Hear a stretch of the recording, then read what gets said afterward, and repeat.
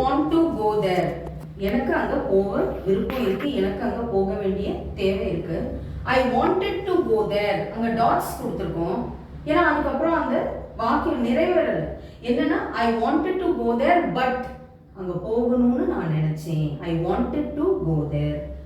I went there. அதுதான் past tense. இந்த wanted பார்த்து நீங்க past tense ன்னு நினைக்க கூடாது. I went there. நான் போயிட்டேன். I am going there. நான் போயிட்டு இருக்கேன். ஆனா ஆக்சுவலா இந்த இங்கிலீஷை விட இந்த English better. I am on my way there. போற வழியில இருக்கேன். Are you there? நீ அங்க இருக்கியா?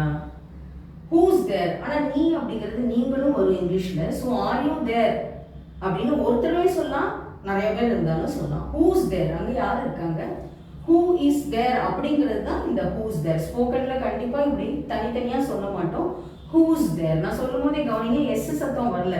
Who's there? Z தான் வருது. Are you not there? நீ அங்க இல்லையா?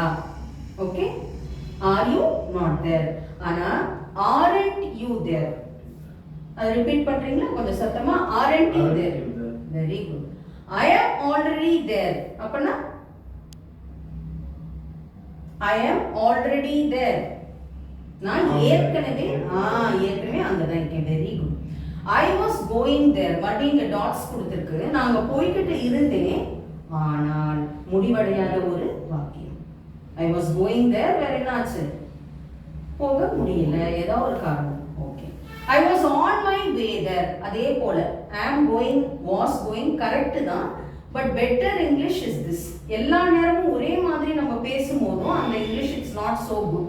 So when you do like this 2 times, both are correct. You can use in different places. Okay. Thank you.